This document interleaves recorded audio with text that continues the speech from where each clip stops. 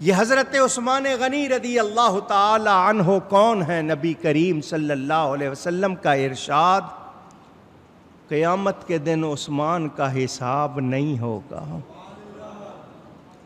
اگلی بات سنیں ایمان والے ذرا دل کے کانوں سے، فرمایا عثمان کی شفاعت سے 70,000 کی بخشش ہوگی۔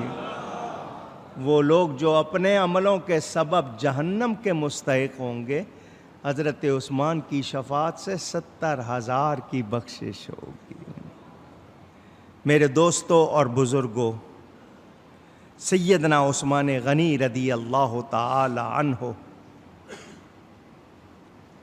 حضور صلی اللہ علیہ وسلم نے ان کے ہاتھ، اپنا ہاتھ، ان کا ہاتھ فرما دیا تھا۔ کتنا پاس ان کو، وہ کہتے ہیں میں نے اپنا دایاں ہاتھ اس دن کے بعد کبھی ناف سے نیچے نہیں لگایا، کیونکہ حضور نے اس کو اپنا ہاتھ فرما دیا تھا۔ ادب کتنا تھا۔ میرے دوستوں اور بزرگوں، حضرت عثمان غنی رضی اللہ تعالی عنہ، ان کا لقب ہے ذی النورین۔ کیا لقب ہے؟ ذو النورین بھی کہتے ہیں، ذی النورین، دونوں ایک ہی معنی، دو نور والا۔ کیا؟ تو دو نور سے کیا مراد ہے؟ حضور صلی اللہ علیہ وسلم کی دو بیٹیاں جو ان کے نکاح میں آئیں۔ تو جب بیٹیاں نور ہیں تو نبی نور نہیں ہے؟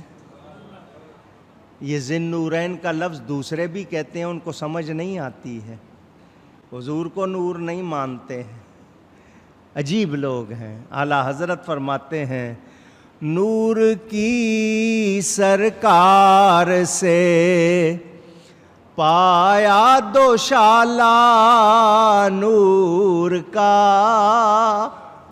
دوشالہ اشارہ ہے کہ دو بیٹیاں حضور کی ملیں، ایک کے بعد دوسری۔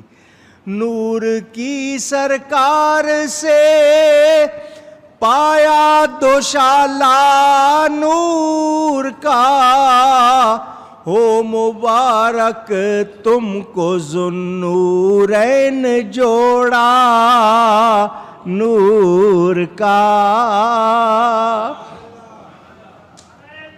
اللہ اکبر۔ ایک بات یہاں پہ توجہ دیں، حضرت عثمان بھی داماد ہیں حضور کے یا نہیں؟ اونچی کہیں، 2 مرتبہ 2 بیٹیاں، ان کو اہل بیت کیوں نہیں مانتے؟ پوچھ رہا ہوں، تو حضور کے گھر میں ہے نا، داماد ہیں، ان کی شان بھی ہے۔ جو لوگ نہیں سمجھتے، نہیں مانتے، وہ اپنی فکر کریں۔ ہم مانتے ہیں وہ نبی پاک صلی اللہ علیہ وسلم کے بڑے پیارے صحابی بھی ہیں۔ حضور صلی اللہ علیہ وسلم کا ارشاد ہے کہ یہ جنت میں میرے ساتھی ہیں۔ سیدنا عثمان غنی رضی اللہ تعالی عنہ، آپ کی خدمات بہت سی ہیں، لیکن یہ جمع قرآن میں نے آپ کو بتایا، لوگوں کو ایک تلاوت پر جمع کرنا، اور پھر حضور صلی اللہ علیہ وسلم سے ان کی قرابت، اللہ تعالی ان پر کروڑوں رحمتیں فرمائے۔ مدینہ منورہ جو کوئی جائے، بقیع شریف میں داخل ہو تو سب سے پہلا سلام حضرت عثمان غنی کو کرے، پھر حضور کے چچا ہیں حضرت عباس، ان کو، پھر حضور کی ازواج کو، حضور کی بیٹیوں کو، حضور کے شہزادے ہیں، پھر صحابہ کو۔ قبر شریف چونکہ دور ہے، لوگ چلے جاتے ہیں، میں تو بہت ڈرتا ہوں، کیونکہ وہ جو راستہ بنا ہوا قبروں پہ ہی بنا ہوا ہے، ان پہ چلنا اور زیادہ خطرناک۔ دروازے کے پاس جا کے سلام کر لیں۔ وہ اسلام کے بہت بڑے محسن، مسلمانوں کے بڑے محسن، قرآن پڑھتے ہوئے روزے کی حالت میں شہید ہوئے ہیں۔ میں نے مختصراً ان کے بارے میں کچھ باتیں کی، محبت سے اللہ تعالیٰ قبول فرمائے۔ گفتگو میں کوئی غلطی ہوئی ہو اللہ کی بارگاہ میں توبہ کرتا ہوں. جو پیغام ہے میں نے فرقہ واریت کے حوالے سے آپ کو بہت مختصر کر کے بتایا، لیکن آپ نے جان لیا کہ یہ فرقے حضور صلی اللہ علیہ وسلم کی امت میں یہود و نصارہ کی سازش ہے. حضور صلی اللہ علیہ وسلم نے فرمایا، حضور نے لکیریں کھینچیں زمین پر، یہ الجبرا لوگ کہتے ہیں، آج حضور نے 6 لکیریں ادھر 6 ادھر ایک درمیان میں، فرمایا بنی اسرائیل میں 71-72 فرقے ہوئے، میری امت میں 73 ہوں گے. کتنے؟ انہیں معلوم. فرمایا سوائے ایک کے، کلہم فی النار الا واحدہ، سارے جہنمی ہوں گے سوائے ایک کے. اس کا نام فرقۃ الناجیہ، نجات پانے والا. کون ہوگا؟ فرمایا وہ میرے اور میرے صحابہ کے طریقے پر ہوگا. اسی کا نام ہے اہل سنت و جماعت، جس کو ایک لفظ میں آپ سنی کہتے ہیں. ہمیں دین کے معاملے میں کسی سے رعایت نہیں کرنی، لیکن مسلمان آج اپنے آپ کو پہچانے کہ ہمارے ہاں یہ فرقہ واریت کیوں آ گئی، اتنی کشیدگی کیوں آ گئی، یہ غیروں کی سازشیں کیوں پنپ رہی ہیں، ہم کیوں اپنے آپ کو درست نہیں کر رہے. یہ مجھے اور آپ کو سوچنا ہے. کشمیر لینا ہے، آپ کشمیر لیتے لیتے مشرقی پاکستان دے بیٹھے، باقی ملک کا جو حال کیا ہے. میں پھر ایک بات کر رہا ہوں، مجھے بتائیں پاکستان کیوں بنایا تھا؟ کتنی قربانیاں دی تھیں، کتنے بچے کٹے، کتنی عورتیں لوٹیں، کتنی دولت چھینی، کتنے لوگ شہید ہوئے، گاڑیوں کی گاڑیاں کٹیں، قافلوں کے قافلے کٹے. دیکھا نہیں ہے نا، بیتی نہیں ہے نا، اس لیے اندازہ نہیں ہے. ایسے ہی نہیں مل گیا پاکستان. کتنی قربانیاں اس کے پیچھے، اندازہ نہیں ہے. نماز روزے کی آزادی ہندوستان میں بھی تھی، حج کو بھی جاتے تھے لوگ، قربانی بھی کرتے تھے. آج گائے کاٹنا وہاں مشکل ہے، پہلے گائے بھی کاٹی جاتی تھی، ذبح ہوتی تھی. 800 سال مسلمانوں نے حکومت کی، پھر انگریز آ گئے. انگریزوں اور ہندوؤں نے مل کے مسلمانوں کو پیسنا شروع کیا. مسلمان کھیل کود میں لگے ہوئے تھے. الگ ملک کا مطالبہ کیوں کیا تھا؟ کہ مسلمانوں کو ان کے دین کے مطابق آزادانہ بسر کرنے کا موقع ملے. معاشی خوشحالی، 2 باتیں تھیں، دین کی آزادی اور معاشی خوشحالی. بہت قربانیاں دے کر پاکستان ملا. رمضان میں ملا، شب قدر میں ملا، جمعۃ الوداع میں ملا. آج ہم بھول گئے، ہمیں یاد نہیں رہا. ہم نے یہاں پر شاید دین سے آزادی کی کوششیں کرنی شروع کر دی. ہم اخلاق سے آزاد ہو گئے، ایمان سے آزاد ہو رہے ہیں.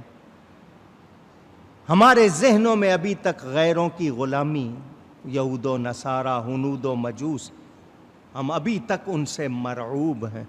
ہمیں اللہ پر بھروسہ نہیں رہا.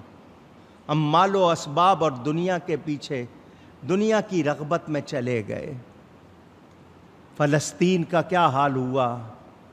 ہم صرف زبانی ہمدردی کرتے ہیں. شام کس طرح تاراج ہو رہا ہے، عراق کس طرح تاراج ہوا، لیبیا کا کیا حال ہوا، افغانستان میں کیا ہو رہا ہے، ہمیں احساس نہیں ہے. سچی بات ہے، ہم زبانی جمع خرچ کر رہے ہیں. بہت کم لوگ ہوں گے جن کو واقعی احساس ہوگا. کل آپ کے ساتھ اگر کچھ ہوا تو ان کو بھی احساس. سوچیں، جان آپ نے اللہ کو دینی ہے، اللہ کی راہ میں دیں گے تو کتنا فائدہ ہوگا. زندگی کیسے گزاری ہے؟ اگر جان اللہ کی راہ میں چلی گئی تو گناہوں کا کفارہ بن جائے گا۔ ہم خون ریزی کے لیے نہیں کہتے، ہم توڑ پھوڑ کے لیے نہیں کہتے، ہم لڑائی اور یہ جھگڑے کے لیے نہیں کہتے، لیکن ایمان کی بات پر ہمیں غیرت کا مظاہرہ کرنا ہے، جوش کا مظاہرہ کرنا ہے، دنیا کو بتا دینا ہے کہ ہم مسلمان ہیں، بے غیرت نہیں ہیں۔ دین کے معاملے پہ مسلمان کہیں بھی ہے ہمارا بھائی ہے، اس کے ساتھ زیادتی نہیں ہونی چاہیے۔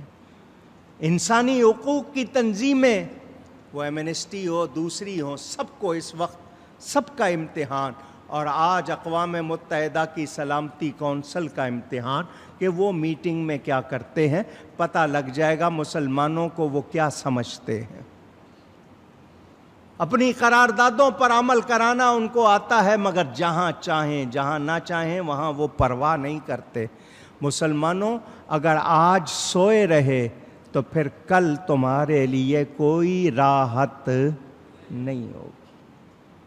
ہمارے حکمران جیسے کیسے ہیں ہمیں ان سے غرض نہیں، لیکن ہمیں اب اللہ کو جواب دینا ہے، حضور صلی اللہ علیہ وسلم کو منہ دکھانا ہے۔ ہمارا ایک ہی نعرہ ہے دنیا بھر میں، جس طرح انسانی حقوق ہیں سب کے لیے ہیں، مسلمانوں کو بھی پورے ملنے چاہیے، اور مسلمانوں کی نسل کشی جو بھی کرے گا خود تباہ و برباد ہو جائے گا۔ ان کو نہیں اندازہ اللہ کی لاٹھی، کیا یہ اللہ کی طرف سے آنے والے زلزلوں کی، طوفانوں کی کوئی روک تھام کر سکتے ہیں، مقابلہ کر سکتے ہیں؟ ان کو ڈر نہیں ہے اللہ کا، مگر ہمیں تو ہے۔ ہمیں اپنے آپ کو عذاب سے بچانے کے لیے وہ کام کرنے ہیں جو عذاب کو دور کریں، وہ کام نہیں کرنے جو عذاب کو دعوت دیں۔ اللہ ہم سب کو توفیق عطا فرمائے۔ ہماری اس موجودہ حکومت نے سال بھر میں لوگوں کا جینا مشکل کیا ہوا ہے، لوگ تنگ آئے ہوئے ہیں معاشی طور پر، کتنے لوگوں کو اپنی سفید پوشی چھپانا مشکل ہو گئی ہے، سفید پوشی رکھنا مشکل ہو گئی ہے، تو اس حالت میں وہ ڈرتے بھی ہیں، کیا کریں؟ لیکن یاد رکھنا دین کی بات آئے تو پھر کوئی لچک نہیں، پھر جرأت دکھانی ہے، پھر جوش اور غیرت کا مظاہرہ کرنا ہے، سستی اور بزدلی سے کام نہیں لینا۔ اگر ہماری یہ آواز دنیا سن رہی ہے تو دنیا جان لے ہم مسلمان ہیں، ہم اللہ کے اس کے رسول کے پابند ہیں، ہم دہشت گرد نہیں ہیں، ہم تخریب کار نہیں ہیں، مگر ہم انسان ہیں، ہمیں انسانی حقوق ملنے چاہیے، اور کشمیر کا حق ہے اس کو آزادی ملنی چاہیے۔ جیسا کشمیری چاہتے ہیں ان کو اس کے مطابق آزادی آواز آئے ملنی چاہیے۔ جو ان کی آزادی روکے گا اللہ اس کی آزادی ختم کر دے گا انشاءاللہ۔ مگر صرف دعائیں نہیں، ہمیں جو کام کرنے ہیں وہ بھی ٹھیک ہے، ہم دعائیں کریں گے، دعا ہمارا ہتھیار ہے، مگر ہم نے اس کے ساتھ ساتھ دنیا کو احساس دلانا ہے۔ تو اس معاملے میں آپ لوگ بھی غیرت کا مظاہرہ کیجئے۔ اللہ تعالی مقبوضہ کشمیر کو آزادی عطا فرمائے، مقبوضہ بیت المقدس کو آزادی عطا فرمائے، اور جو لوگ مسلمانوں پہ ظلم کر رہے ہیں اللہ ان کو تباہ و برباد فرمائے۔